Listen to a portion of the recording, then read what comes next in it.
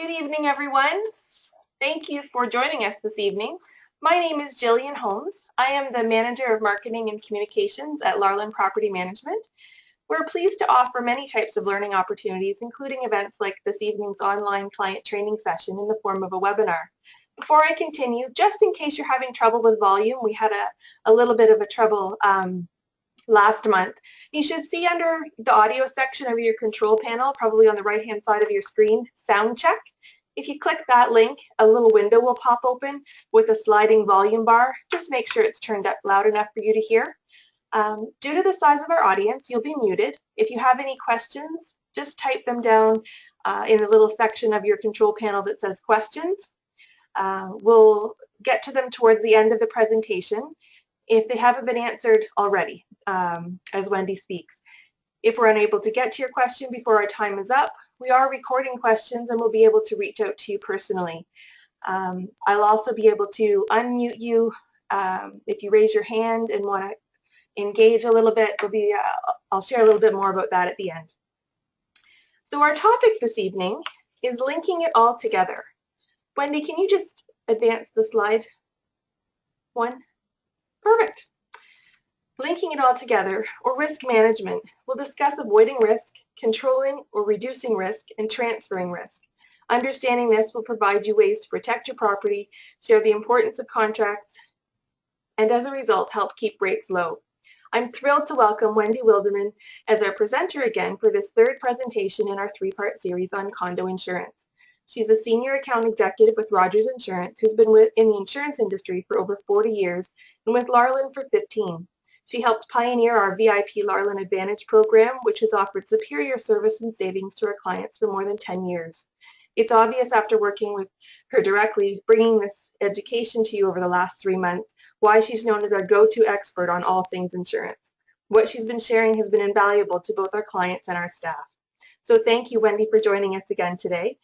Wendy will be referring to a series of slides you can follow along with as she shares her screen, and these will be available to download later this week, along with a recording of tonight's presentation. So I think it's time to get started, and I will pass control over to Wendy now. Thank you. Good evening, everybody. Thanks for taking time out of your Wednesday evening to learn a little bit about insurance. I know it's not a real popular subject, but I often say we charge you a whole bunch of money for a piece of paper, and until something negative happens to you, a lot of people don't find the value in it.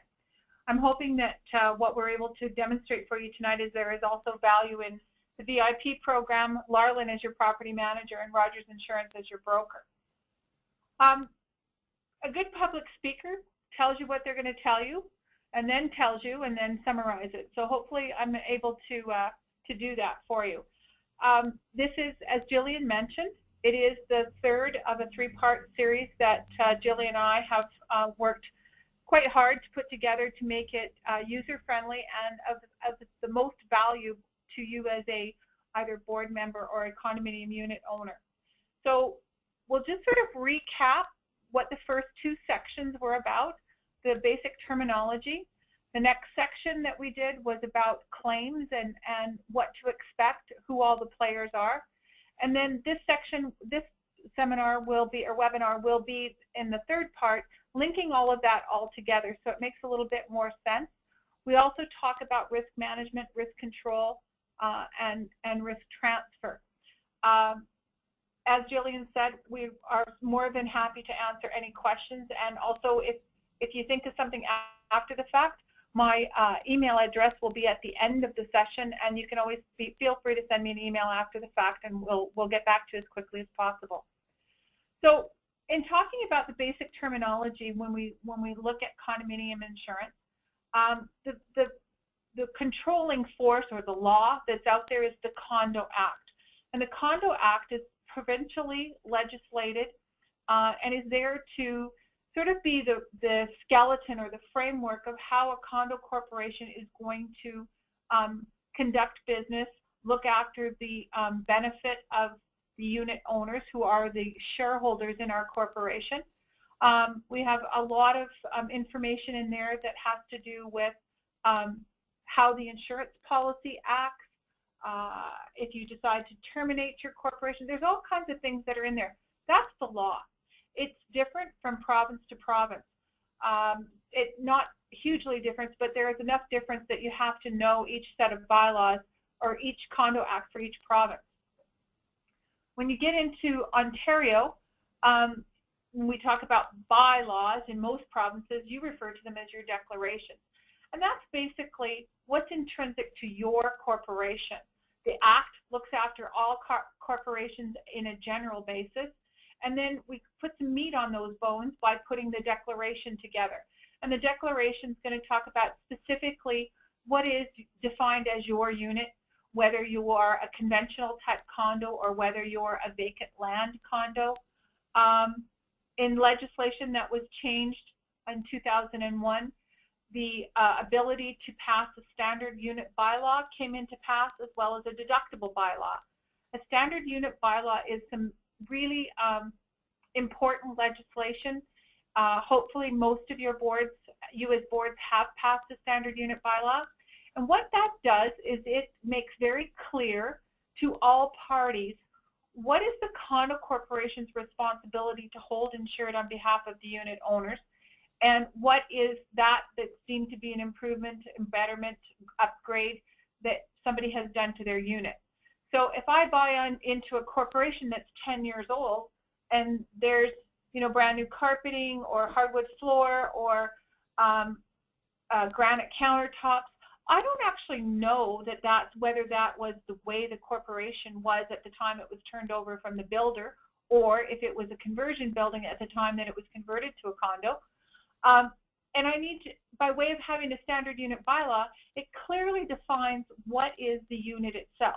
And typically what you're going to see in those bylaws is that you're going to get builder's grade carpet, you're going to get linoleum in the kitchen and the bathroom, you're going to get an arborite countertop, you're going to get a pressboard type cabinet. And if there should be something that goes wrong that brings about an insurance claim, then that is what the corporation's insurance is responsible to give you back as a unit owner. If in fact you have granite countertops, hardwood floors, a marble bathtub, those types of things, that would be up to you as a unit owner to ensure that under your own personal policy.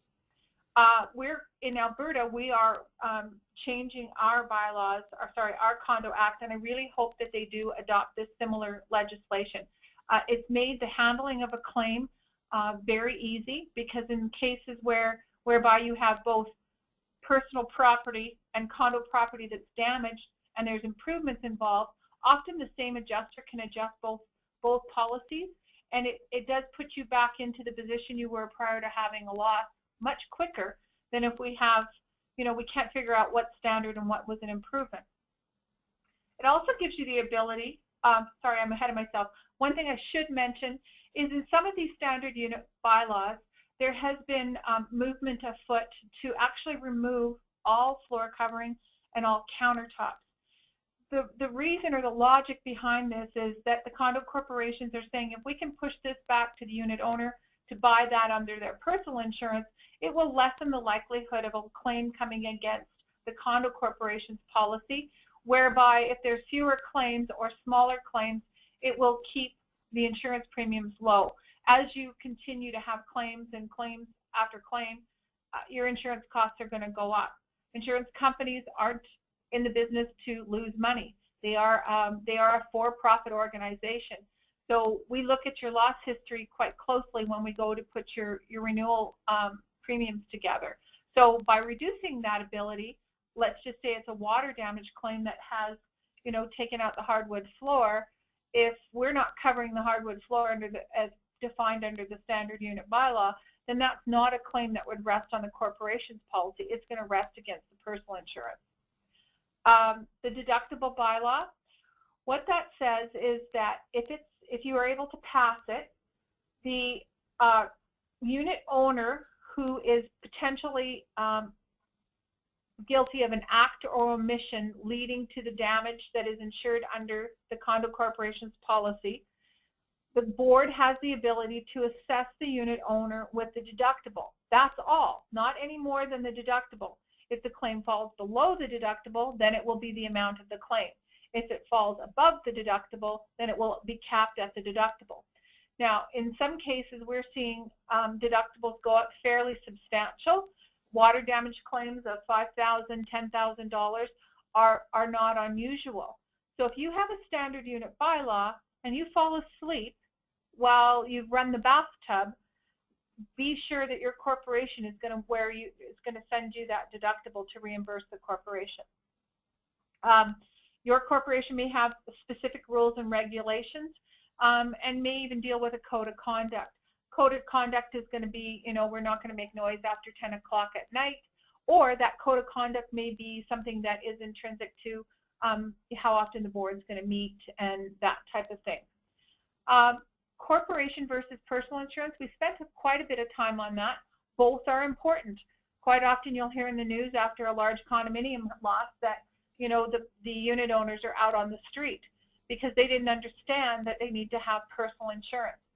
It's clearly defined in the Act and in the declarations what is the responsibility of the corporation to insure on behalf of the unit owners. I had an example in the first first webinar session, that if you were able to turn the unit upside down, what falls out is unit owner's responsibility, and what stays put is the condo corporation's responsibility. The only sort of caveat to that I would put is, how do you deal with any improvements and betterments? So you may have purchased your unit from the developer complete with fridge, stove, washer, dryer, but at no point in time is that fridge, stove, washer, dryer the corporation's responsibility to insure. That is your responsibility as the unit owner. Your personal insurance comes with other things like additional living expense, liability coverage, those types of things. All are very important in the event of a claim. I've heard people say, well, my personal belongings aren't worth that much. Well, yes, they are. It starts to add up. If you look at trying to replace everything in your closet, whether it fits you or it doesn't fit you. We had one lady that says, oh, I don't have a whole lot, but I like to cook. Well, we did a quick, just for fun, we had her do a little quick run through her spice drawer. She had $3,000 worth of spices that should she have had a large fire, she wouldn't have had any insurance for it had she not purchased personal insurance. Additional living expenses mean that the corporation isn't going to pay to put you up somewhere in the event that there's been a loss that puts you out of your unit for any length of time, because you have to live elsewhere while we repair the unit. During that time, you still have to pay your mortgage, you still have to pay your condo fees, and that additional living expense, ALE as we like to say in the insurance world, is going to come out of your pocket if you do not have personal insurance. So if you're forced to rent somewhere, whether it be a month or a year, you want to be able to have that covered off. It is a standard coverage under your personal insurance. In part one, we also talked about the need for appraisals. And out of 3 sessions, seminars, if that's the only thing that you get from this is the need for appraisals, I'm a very happy person. It is not up to the board. It is not up to the property manager. It is not up to me to set the value to replace your corporation. The best way to go about it is by getting an appraisal from a certified insurance appraiser. Now, we're not talking about a market appraisal, that if you put your unit on the market, you can get $500,000 for it or $1 million for it. That's not what we're talking about.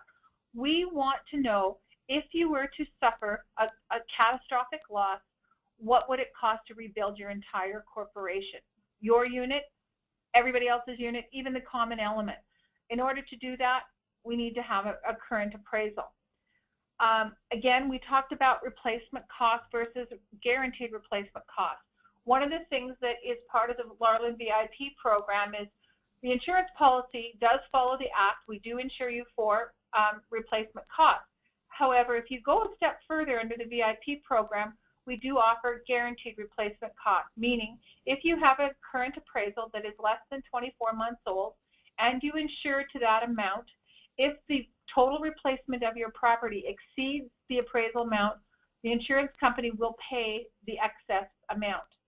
So an example of that came to rest is 5 years ago we had a horrific situation in Slave Lake, Alberta, whereby basically a forest fire took out the town of Slave Lake. One of my clients had guaranteed replacement cost, and they lost a 20-unit condominium building, and it had recently been appraised for $3 million. Because of the extraordinary circumstances, they brought in trades and had to put them up somewhere, so there was extra expense to bring in trailers or motorhomes or whatever. They spent all of the time putting all the essential services in. It took us 2 years to rebuild this property, and the cost at the end of 2 years was $6 million. Because of guaranteed replacement cost, the clients weren't short that extra $3 million. It actually paid out. In part 2, we talked about the basic claim process, and I call this the who, what, where, when, and how. So when you have a claim, we want to know all the details, because we have what we call an approved contractor process, whereby you don't have to phone the insurance company. We kind of giggle about the Intact commercial, great company, but the commercial will start your claim in a half an hour. You have a claim, you phone your resident manager, your property manager, however it's set up, the after hours number through Larlyn. They have the ability to phone a restoration company or emergency company off of our approved contractors list immediately. That starts your claim. So if you've got significant water damage that needs to be dealt with at 2 o'clock in the morning, that's what will happen. We'll start by doing the mock-up. Now, in the meantime, the property manager will be notified. They will notify us. We, in turn, will get the adjuster on site. All that happens behind the scenes. That's all working while your property is being, dried out after a significant water loss. Property manager has a form that they fill out, or just give us the Coles notes. We want to know when it happened, identify the property that it happened to, tell me a little bit about it. Was it a sewer backup? Was it an overflowed tub? Was it a fire? A little bit about the details. Who attended? We need to know who's been there to make sure that somebody has been there.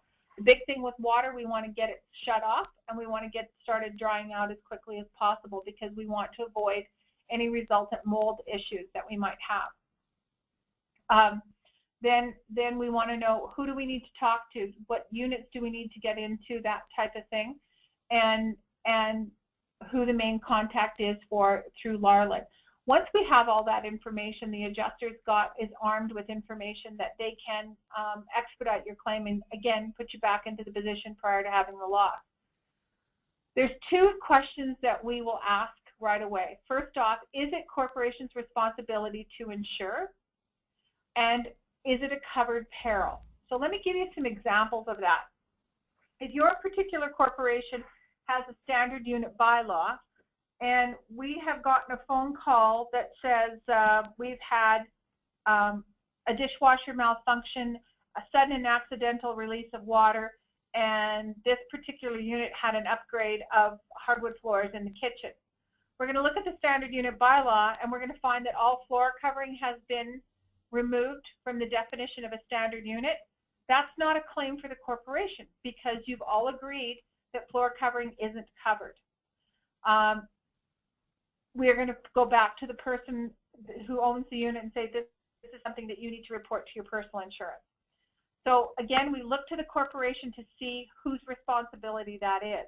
We've had a significant fire, or if we've had a significant water damage, obviously we're going to have involved drywall and other things that will form part of the building. Obviously that would be a condo corporation claim. Is it a covered peril? So what does that mean? What's a peril? So a peril is something that can go wrong or can happen to the actual project. And if you look at the definitions of perils, you're going to see fire, lightning, flood, earthquake, tornado, windstorm, a sudden and accidental release of water, impact by aircraft, spacecraft is what it says too, or a land vehicle, those types of things. So that's a covered peril, because most of these policies are all risk subject to certain exclusions. So once we figure out that it's a covered peril, then we've answered yes to both questions. Corporation's responsibility to insure, yes. Is it a covered peril? Yes. Then we go and run with the claim.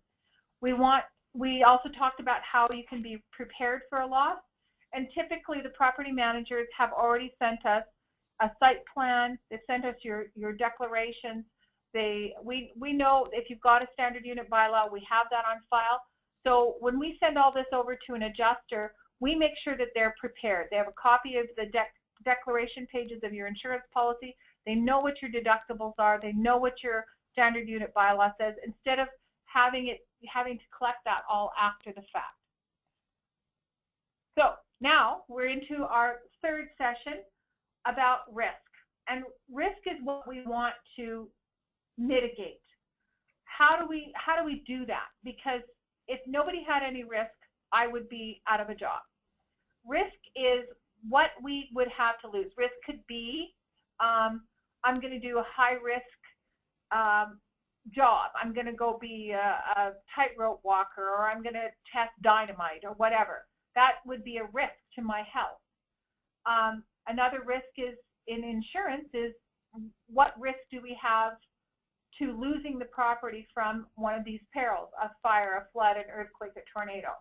Risk is also going into a casino and gambling. You risk your money on a game of chance. You have financial risk if you're going to go and invest in something. So those are all the different things of risk. We have three ways to manage it. The first is we avoid the risk altogether.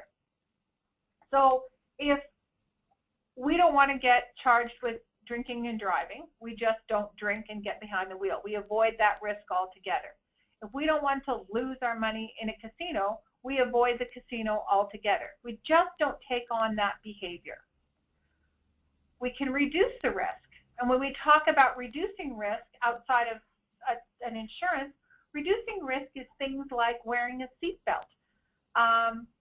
If you put a helmet on when you ride a bike, those types of things that you would, if something were to happen. So it's an activity that you're still going to do. You want to drive a car, you want to ride a bike, but you want to reduce your risk of injury in case something does happen. You wear your seatbelt, you wear your helmet, and that will keep you safer than had you not. When we talk about property and we talk about insurance, reducing the risk can be things like an alarm system. And you obviously have to have smoke detectors and you know, maybe fire extinguishers and all that by law. But there's also procedures, because risk is also financial when it comes to somebody slipping and falling on your property. So if you're going to mop the floor, put out your slippery when wet sign. If you have, if you live where it snows and we're in Canada, make sure that you have a contract in place for somebody to do your snow removal so someone doesn't slip and fall on the sidewalk on their way up to the building. So make sure that you have procedures in place to mitigate that risk or reduce that risk. The third way that we manage risk is by the transfer of risk. And the number one thing to do to transfer risk is to buy an insurance policy. For a cost or the premium that you pay, you take your risk and hand it over to the insurance company. And the insurance company says, thank you for your money. We're going to invest this money and we're going to hold on to it. And we're going to make sure that we get a whole bunch of money in.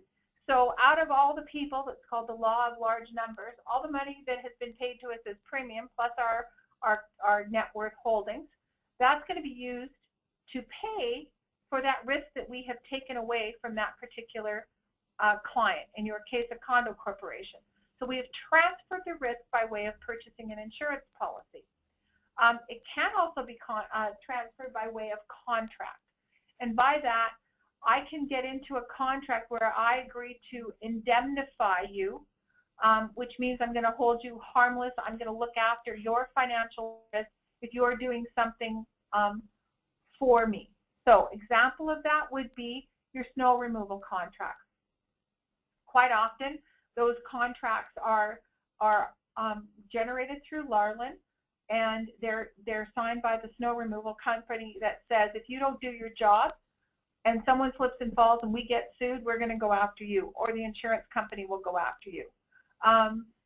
There's various types of contracts that say, you know, just go and do this work for us and we will take the risk on. So avoid the risk, reduce the risk, or transfer the risk altogether. Avoiding risk. My biggest claim, if I'm going to have 100 claims in a year, 95 of them will be water. So we're going to have a couple slides that are going to talk about water damage. And there's a couple of aha or did you know moments that are in here. So we want to talk about preventing water damage or trying to avoid the risk altogether. Every unit has, some form of water coming into it, whether you've got a washing machine or a dishwasher or water line to your fridge. Anytime you've got water that's continually ready there with pressure to go, it can go. Burst pipes from washing machines or other appliances, that's a big one. It could be a bad connection on your dishwasher. We're not going to pay for the damage to make those repairs. However, by way of the Act, it's our responsibility as a corporation to ensure that sudden and accidental release of water. Leaking pipes from rust or corrosion, just have a look. If you've got exposed pipes, if you can go in your basement and have a look, your property managers will have already contacted a reserve fund specialist, so they will look and they will have a look and maybe say that you need to pay some attention to some pipes when they come out and do their upgrades or updates. We don't cover rust and corrosion because it's not an unsuspected peril that would happen. It's kind of a normal thing like wear and tear. But the accidental and sudden release of water is covered by insurance. Frozen pipes, this is a big one here in Alberta. We get people that will go to work and leave the patio door open so Fluffy can go out and use the litter box on the balcony, and all of a sudden the temperature drops and we have hot water lines that are freezing and they're bursting and causing all kinds of water damage. One of my biggest situations for this is we had up in the Fort McMurray area in northern Alberta, we had a disgruntled tenant do a midnight move, opened up all the windows and the patio doors on the back of the unit faced into a courtyard. Nobody noticed it until we had water pouring through 10 floors. That water damage claim was approximately $150,000. So water can do a lot of damage. So let's pay attention to open windows, that type of thing. Sump pumps are a good thing, but they don't always work. If a sump pump fails, then we're going to have some water damage issues. Have a look at it if you do have one in your unit. Some people do, some people don't, but it is one of the water damage issues that we see. Overflowing of running water or a clogged toilet. We have had people that are new to Canada, don't understand you can't flush cat litter or you can't flush diapers down toilets, and I cannot tell you how many losses we have had because eventually it gets plugged up into the system and we get a backup. When we talk about water, we have 3 classifications of water. We have fresh water, we have gray water, and we have black water. Fresh water is if the water came out from a sink or it's a fresh water line. It might come out from your hose bib, that type of thing. So it's water entering your building that hasn't been through any other processes before it actually escapes where it should be. So if I did my own repair to my taps under my sink or fell asleep while my bathtub is running, that's a freshwater loss. Typically those we can get in and dry it out, lift carpet if we have to, replace a bit of drywall, that type of thing. But typically those aren't as bad. When we get to a gray water situation, we're going to talk about the water that comes out of your washing machine or it comes out of your dishwasher. So it's not fresh water because we've picked up other material, but it's still, we have to deal with it fairly diligently because we don't want mold to form.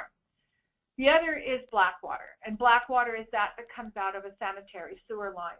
So if we have a toilet backup, we rip and tear it like there's no tomorrow. I happen to have one of these when my septic tank, the line from my house to my tank actually compacted and it broke through and a piece of pipe basically broke into the pipe and caused everything to back up into my basement. Yes, I had 4 inches of effluent in my basement, which was very nasty. When the restoration people came out, they ripped and tore like you wouldn't believe. All the flooring, all of the baseboards, all of the drywall up to about a 3 or 4 foot level gone. The reason for that is we have to be very careful about biological material that is in that effluent, and we got to make sure that it's out, it's sanitized, it's clean. We got to make sure whatever we do, we've got that cleaned up, that no one gets sick. Ingress of water from cracked foundations or poor seals on windows. This isn't an insurance loss. If you call me up and tell me there's a crack in a foundation and you've got water in your basement, I'm going to be real sorry for you, but I'm going to sadly tell you that's not covered by any insurance policy. Seepage and leakage, especially through a foundation or a window, is not an insured peril. So how do you deal with it? You know, make sure you don't just ignore that little bit of water that's in your basement. Try and source it out and find out where it's coming from, and get some help to deal with it. Again, I had a similar situation, built a house 18 years ago. When they backfilled the house against the foundation, they didn't sort of settle it enough, and when it did finally settle, I had a negative slope towards the house. Heavy rains, all of a sudden, fortunately in a very unfinished basement, it was just a concrete floor, I had a little lake of water in my basement. Once we determined where it came in, it had actually avoided this weeping tile and had settled the water right along the footing, and it seeped into my basement. Once we figured that out, we then backfilled, so we had a positive slope away from the foundation, and I never had water in my basement again. Well, until the septic tank backed up. Okay, so we talk about avoiding the risk again when it comes to water damage. I want you to consider a few things. One is, if you're going to have any plumbing done, actually anything. If you're going to have anything done in your house that could potentially go sideways on you, and I talk about anything to do with water in particular, or if you need your furnace repaired or you need to rewire something, use a professional. Don't do this yourself. Big question is, unit owner goes and replaces their own tap, we're going to charge them with the loss. You can't. It's part of the corporation's policy, and we would have to pay for that loss, even though we have no recourse against that unit owner. If you use a professional, we can go after them and their insurance if they do something wrong. Just this last week, we had a situation where a Sears employee came in, or subcontractor came in and installed a dishwasher, neglected to connect the drain line. The very first load of dishes, we have water everywhere, and of course it ran from the 4th floor down to the 1st floor. Inspect your water connections to your appliances. If you pull your fridge out to clean behind it, make sure that you don't run over the water supply line or crimp a line. You just need to follow. If you have any leakage anywhere, don't just ignore it. Make sure you find out where it's coming from and it gets rectified, because it will only get worse. Avoid distractions. Don't go answer the door while the bathtub's running. You know, don't run the sink for dishes and get on the phone. We have at least a half a dozen of these every year where they've turned on the water and forgotten about it. Big one, I used to do it all the time, turn on the dishwasher or the washing machine as you're headed out the door. Didn't want to hear it. That's the last thing you're going to do. When I get home, I'll deal with that load of laundry. Stick around, because typically that's when they're going to fail, is when they're running. If they don't generally fail when they're not running. So if you stick around, you're at least able to shut the water off. Some people actually will shut their water off completely until they go to use the machine, which is not a bad idea. I would just forget about it. Again, we touched on this. Don't dispose of kitty litter or grease into toilets, diapers. Don't flush anything that isn't meant to be in the toilet. But I guess that's probably the first rule. If you plan to be away for any length of time, you need to make sure that you have adequate protection when it comes to dealing with your furnace. If you have an electronic furnace, if there's a power failure and it doesn't come back on and your pipes freeze, you have to understand the condo corporation will respond, but your personal insurance will not respond. There are clauses in your personal insurance that says if you're going to be away for any more than 4 consecutive days or more, you need to have someone coming in and checking your residence during the normal heating season every day. We had a nasty claim in Ontario several years ago where people went away to Florida, closed off their unit, asked their daughter to check. She didn't check the entire time. Just shortly after they went away, the handheld shower fell, hit the hot water tap, turned a stream of hot water on that ran, we figure, for somewhere close to 3 months. Now, the heat was still on in the building, but this hot water running caused this horrific amount of condensation, which in turn turned into mold. Now, typically mold isn't covered. However, it was a direct result of this water damage situation with the hot water, and the condo corporation did cover the loss. The personal policy, however, did not, because they had a clause in their policy that said if you're going to be away 4 or more consecutive days, you need to have your unit checked. Even though the daughter didn't check, they did arrange for it, they still didn't honor the claim. We had to gut this unit right down to the vapor barrier, meaning all drywall, all floor coverings, all furniture, everything out. And unfortunately, it was not very nice for the homeowner. Shut off the water at source if you're able to, or know where your shut-off valve is. If you've got one in your unit, you need to know that. If it happens to be with taps underneath your sink, sometimes you don't have shut-off valves. If you do go to replace any taps, which I had done in my house, I had because they're in there anyway, I had them install shut-off valves, and it does help you in case you have a faucet failure. Leave your key or contact information with somebody to check on your place, and make sure that you know what the conditions are under your own personal policy.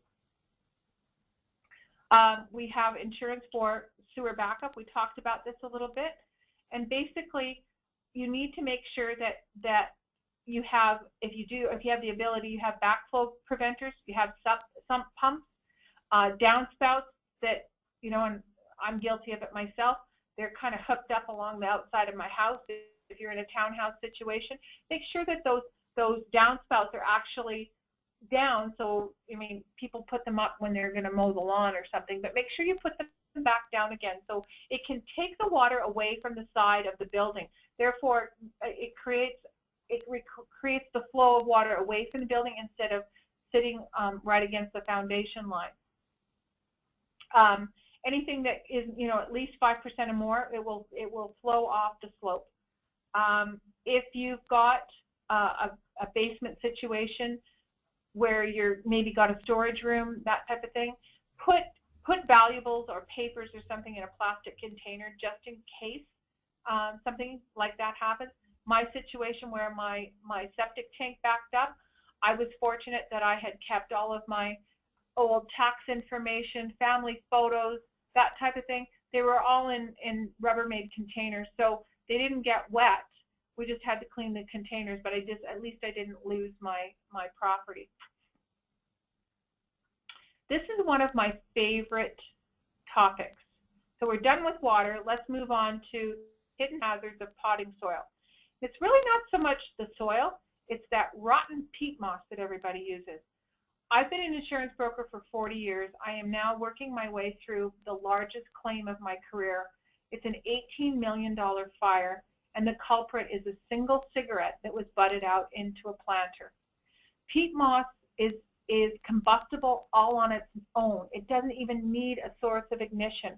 I will have at least one significant fire every year that has to do with peat moss, because people don't understand just what they're dealing with. A fire that we had a few years ago was somebody had put their planters together on their balcony of a high-rise building, left the unused portion of the peat moss leaning up against their barbecue, and we had an exceedingly warm day that day, and it ignited the peat moss, which in turn took the hoses out on the propane, and we all of a sudden had a fire that was being fed by a propane tank. So it turned into, that one wasn't as bad, that one was under $1 million. The one that's in Edmonton right now, $18 million, got up, had a cigarette, butted it out in the planter. About 5 hours later, it smoldered, burst into flame. we displaced 180 people, 180 units in this particular property. Didn't take the whole project down, but there was significant enough water damage and smoke damage that every single person had to be removed from that building. I felt bad the next day when people were calling me saying, what are you going to do for me? I don't have a home to live in. And I said, call your personal broker. They said, I don't have one. I don't have personal insurance. And unfortunately, their only recourse was either to be on someone's couch as a friend or family or go to the Red Cross. So it was a really unfortunate situation. True story. There is ways that you can assist yourself when you. I mean, I'm not against flowers. Trust me, I have them at my house as well. However, there's a few things that you should do. Never, ever, ever use a planter as an ashtray. If you are a smoker or if you have people in your home that are going to go outside and have a cigarette, make sure that they know not to butt their cigarettes up. Make sure that they have an ashtray provided to them. Something typically that would be, even if you don't have a proper glass ashtray, a metal can with sand. You know, I've often seen people use a beer can that has a little bit of beer in it, whatever. But make sure you keep those cigarettes away from the peat moss. Clay pots are a good thing to use instead of plastic. They will retard, if something should get in there, they will retard the fire a little bit. Look at them. Make sure that you don't have you know, bits of dead leaves or dead flowers that accumulate, and should something get in there that would catch it on fire. Keep them regularly watered so it would deter a fire from getting going on your in your planter. So now we've talked about avoiding.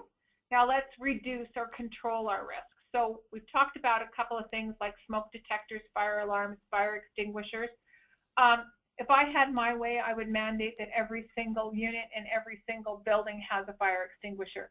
This would go a long way to reduce a lot of claims. If you do have a fire extinguisher, you know, make sure that it is current, because they do get stale dated and they do expire. But a simple grease fire on your stove running out after you've, you know, it's caught fire and you can't control it, running out is going to be a lot worse than if you had a fire extinguisher that you could give it a quick shot and be done. Now, we're not asking you to be a hero and hurt yourself in the process, but sometimes a lot of these can be mitigated if you do have a fire extinguisher.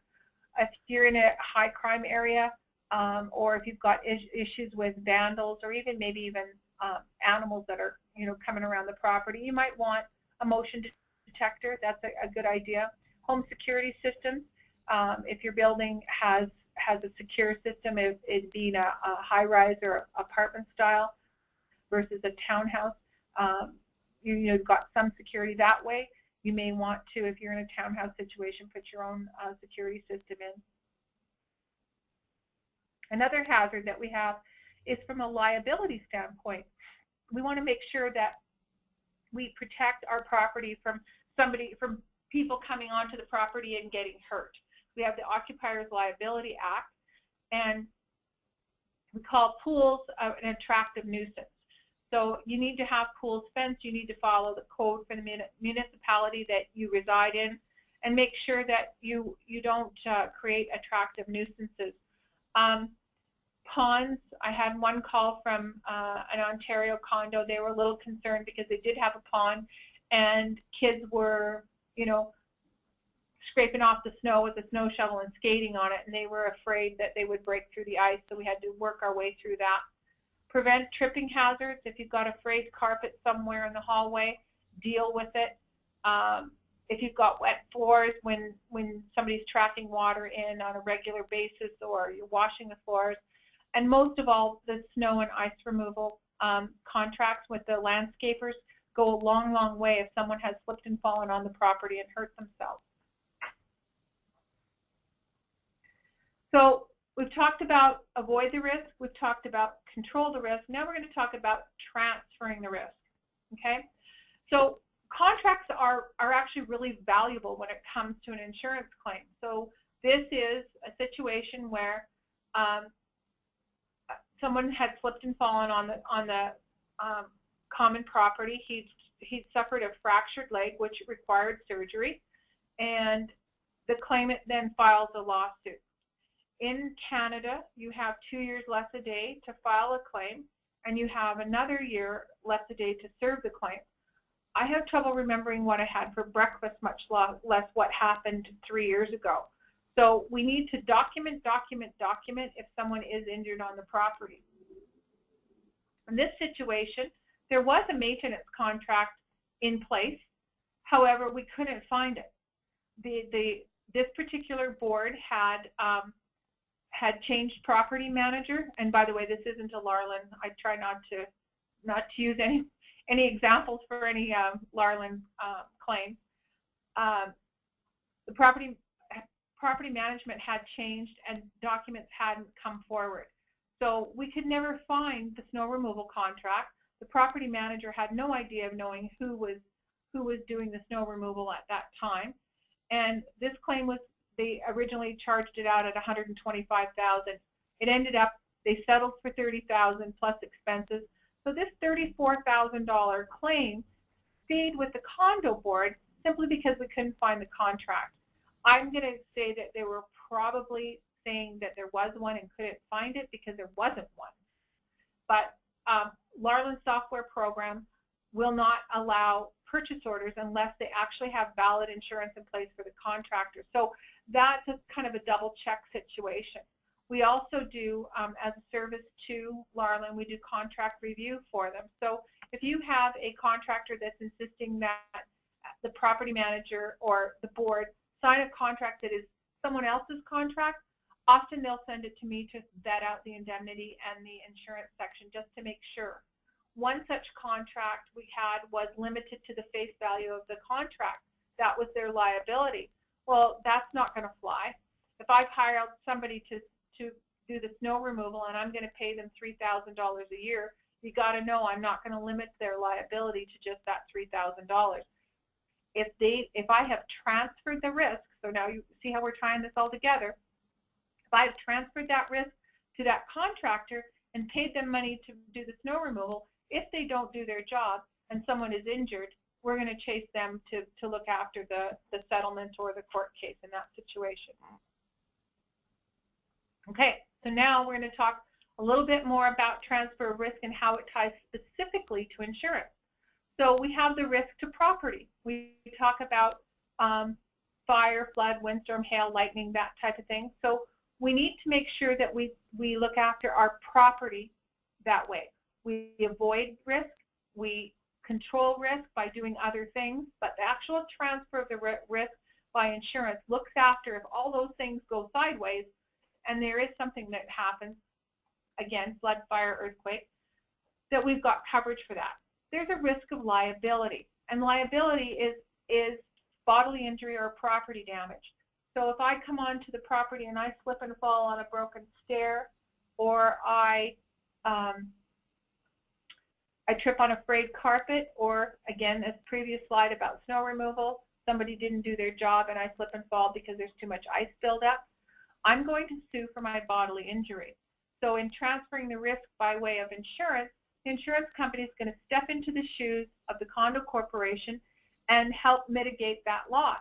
Now, often I will get boards that get really cranky when it comes to these slip and falls because, you know, we live in a country where it snows. We're going to have ice. Wear your boots. Be cautious. But inevitably, someone's going to slip and fall and hurt themselves. If I ever slipped and fall, I would want to make sure that I got up real fast and that no one saw me because I'd be so embarrassed.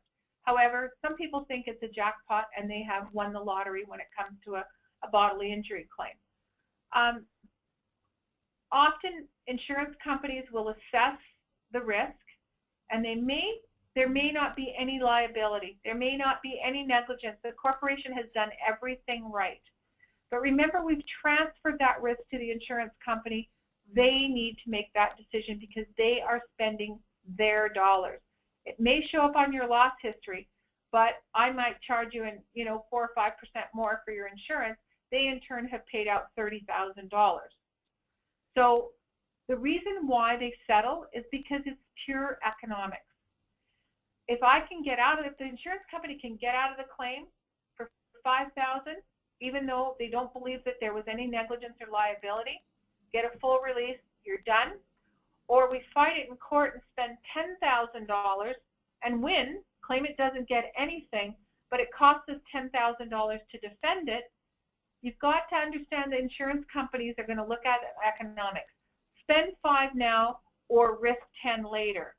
A lot of times they will settle, and very few of these liability claims actually get to court, even if a statement of claim is filed. So again, transfer of risk, you kind of give up some of your control in that. So where I'm saying I get boards that are cranky with me, why did the insurance company pay when we did nothing wrong? It's economics. Directors and officers, if any of you are board members, this would be a coverage that I would be really interested in. And what this is the act and the declaration state that the corporation has to indemnify you should someone sue you with respect to making a decision on behalf of the corporation as a whole. Let me give you an example of that. A D&O claim was presented to us with a property that was largely rental. Most of the board members were not owner occupants there. They were owners of these rental units. They chose to basically not follow the reserve fund and keep the coffers pretty fat because the corporation then had lots of money. But the property ran into disrepair. So what happened is somebody was trying to sell their unit, and one of the problems with the building as a whole is there was a negative slope on the balconies. It's a 3-story wood frame building. And the negative slope on the balconies caused the water to sit where the actual trusses of the balcony attached to the building. The water sat there, and we know about water, it starts to soak into the wood, rot the wood. Someone was coming to look at a particular unit for the second time and make an offer. Well, when they hit the front door, the balcony, one of the balconies fell to the ground because the board did not follow the reserve fund, did not do the proper maintenance, and the unit owner that was trying to sell their unit did successfully sue that board. Now, they did not follow protocol. A lot of times we're not going to pick up an intentional act, but this board had kind of bungled into it and did not follow their fiduciary responsibility. So that was a D&O claim. Another one is human rights. If you violate someone's human rights, under most insurance policies for condos, they will cover you for your defense costs only. Under the Larlyn VIP program, they will cover you not only for defense costs, but they will also cover you for any judgment. Typically, it's the defense costs that we're most interested in because the judgments are generally fairly small. And an example of a human rights claim would be a lady in Ontario became arthritic in her wrist. She replaced all of the door handles in her unit with the lever type because she was unable to turn a doorknob. She petitioned to the board to say, I want you to give us panic hardware or these levers in the common area because I can't turn these doorknobs. She wasn't dealt with very well by the board. She launched a human rights action against the board because they discriminated against her based on a disability. We had to defend it. We eventually worked out a solution for them, but in the meantime, the defense costs were paid by the D&O policy, and it wasn't an out-of-pocket thing that had to happen with the corporation. So let's link it all together. We've talked about how you avoid a loss. Just don't do it. How you can reduce or control a loss. Put in alarm systems. Put up that slip and fall sign. If you see that something's in disrepair, a broken step, a missing handrail, that type of thing, look at that and try and do a little bit of proactive maintenance if you see something. Transfer the risk by way of contracts or insurance. Make sure if you are having someone do work for you that they are licensed, that they have liability insurance, and of course they have their WSIB. A couple of additional tips that we've got is to keep all of your paperwork. Now, not just with respect to a claim or something, but if you yourself had a tap replaced, and 2 years later if there's a problem, it's always nice to know who did that work for you. So keep your paperwork handy if you can. Know, as a board member, you need to know the act, the regulations, and the bylaws. Ignorance is not a defense. Okay, you just didn't know it. If you are in a position of being a director or a board member, you need to know what is expected of you. And Larlyn does a really good job of educating the board members and assisting them in their board meetings, because you've got to make sure things are minuted properly and what needs to go in those minutes. You need to know that. You can't just sit there and show up and have coffee with your neighbors and find out what's going on in the building. Why you sit on a board shouldn't be for your personal agenda. It should be for the good of the whole. Often you find people that, they just want to know what's going on and protect their own unit, but really you have to wear the hat of it being a bigger picture type situation. Again, obtain a proper appraisal. We're not talking market value, we're talking insurance appraisal. It goes a long way. Be familiar with your policy and what it covers. We have a toll-free number that's available. I have 8 people on my team. At any given point, if it's the insurance ease, and there is a lot of it, the language is too tough to understand, I mean, we've got education and licensing and all that behind us. If it's too tough to understand, you've got people here that know how to read it. Give us a call, send us an email. We will certainly walk you through it. Your property managers, they know, they're pretty switched on. They've listened to me for years. Some of them are probably rolling their eyes in their head. However, they're a very switched on bunch. However, I have said to them, don't answer insurance questions unless you're 100% comfortable, because it's always tough for me to correct a mistaken or misspoken sentence. Larlyn Property Management, excellent at being property managers. I have a question and it comes to that, I go to them and ask them. If they have a question for insurance, they need to come to me. It's a really good marriage. Be prepared if you do have a claim. Make sure that you have your paperwork in order. If you've passed a standard unit bylaw, I need to have a copy of it, but don't forget, if you've passed that standard unit bylaw, you need to register it to make sure that it has teeth. And because if it's not registered, it doesn't hold any weight. Before I close, I've got to tell you kind of a neat story that happened today. One of the property managers phoned me. One of their boards had a social club that wanted to put on, or does put on, little socials where you can come and do a little donation of $2 or $3, and you can buy a drink and have some appies, and it's just to be social in the building. This board had enough knowledge, and property manager had enough knowledge to say, are we exposing our corporation if something should go wrong? So they gave me a quick call, we had a chat, and I was able to sort of tie it all together and sort of give them a commercial for tonight's session that, I said, you do have a risk. Thank you for recognizing it. You can avoid it. Don't serve alcohol or have people bring their own liquor. You can control it.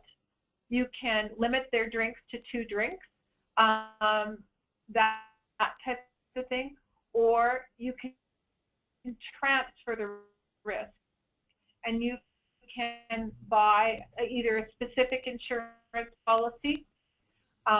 It's called PAL, which is Party and Alcohol Related Liability. You can go online and buy those. I bought one for my daughter's wedding because I didn't want that liability, at my house. And or in this case, what we did, I went to the underwriter and we were able to extend the coverage under the Larlyn program and cover them off for their little soirees that they're having. So it was kind of timely. This happened about an hour before the webinar started, where we could actually a real-time situation, avoid the loss, avoid the risk, don't serve alcohol, control the risk, make sure that you limit the drinks, or transfer the risk. Let's get an insurance policy just in case something goes sideways. So it was kind of a timely thing. We're kind of all wrapped up. I'm really happy to have been invited to do this, and I'm hoping that by implementing everything that you've learned in the 3 webinars that we've put together. It helps you as a board member, and it also helps as far as mitigating any risks that you might have moving forward and keeping your insurance costs low. Insurance costs are on the rise.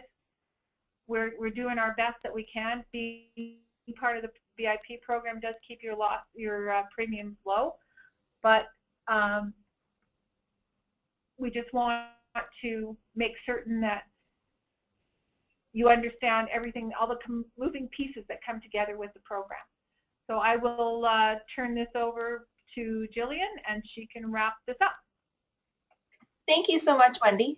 If you haven't done so already, just type in your questions in your control panel where it asks you to, and we can address as many as possible tonight. Also, if you've got any suggestions for upcoming webinar topics, feel free to type those in the chat box as well. I'd love some feedback on what to prepare next. While you're doing that, I will give my own little commercial. Now that our 3-part series is complete, I will be putting together a downloadable e-guide or e-book that covers all of the topics that we covered. So part 1, Condo Insurance 101 with our basic terminology, corporations responsibilities, unit owner responsibilities, what should be included in your standard insurance policy, Bearland condos out west, standard unit bylaws here in Ontario, definitely the importance of appraisals. Then we'll jump to basic claim processes, excluded perils, how to be prepared, and share some of the actual claim examples that Wendy discussed during this series. And then tonight's presentation as well. We'll wrap it all up. So it'll be an illustrated guide that you can either print out, read on screen, share, that kind of thing. That's coming in July is when it's scheduled for publication. If you'd like to access the recording of tonight's presentation or to find the last 2 presentations, you just need to go to our website, larlyn.com, and on the home page, partway down, just underneath a little blog highlights, you'll find a button that says View Our Webinars, and all you have to do is click on that, and the screen will bring up any of the recorded webinars we have available, as well as the opportunity to register for upcoming ones. As we mentioned at the beginning, if you've got any further questions, your property manager or regional manager are both valuable resources on your customer service team who are always available to answer your questions. And there's Wendy's email address as well. I'm just going to pop over. We've got some questions coming in. So where are we here? Behave. There we go. I wish I had a question. You did a great job. Time well spent. Thank you so much for the feedback. Is the e-guide something that should be made available to all owners? It's available to anyone. It's available publicly because it's on the web, so anyone can go to larlyn.com. You just pop your email address and your name, and then it comes to your inbox as a PDF that you can open right on screen, open and print it. So it's available to anyone. Definitely owners would benefit from all of this because it does specifically talk about the differences between owners' responsibilities, the board's responsibilities, some fantastic tips about personal insurance. I know I wrote a blog after one of Wendy's presentations about the unbelievable statistic that on average 60% of homeowners aren't properly insured, believing that their condo management fees cover them. So definitely is a good resource for owners. And I believe periodically I may advertise that our ebooks in the owners newsletters that your property managers share with all of the condo owners. So it recycles. I will definitely be promoting this insurance ebook when it's done in July like crazy because it's full of fantastic information that Wendy shared with us that is applicable to absolutely everyone. Let me just check to see if there's any more hands up. questions? Not yet. So speaking of previous webinars and our ebooks, if you are on larlyn.com and you click our client learning area, then you will find webinars such as how to read your condo financial statements. That one's definitely a board focused one. Condo budgeting, and then again the last two series, presentations in this series. Our ebooks include Role of the Board of Director, Role of the Property Manager, 1, 2, 3s of Condo Insurance Financials. I kind of plopped the how to read your financial statements, budgeting, plus a little bit of the reserve fund into one ebook there. And then A House is a System. It talks about your home or building as a building envelope, as moisture, heat, all of that kind of stuff, how it affects if you make one change, how it's going to affect the rest of the home, keeping it safe, that kind of thing. It was written in concert with one of our reserve fund study engineers. So it's a neat resource as well. They're all full of little pictures of that kind of thing. I'm proud of them. So without any more questions, that brings us to the end of tonight's presentation. Thank you so much for joining us. Again, recording will be available by the end of the week, as well as our slides if you wanted to download those. And then the ebook will be coming out in July. So at any time, please share with your property manager future ideas. If you'd like me to put some more webinar topics together, I would love the feedback. So again, thanks so much and have a great night. Thank you very much, Wendy. Thank you. Good night.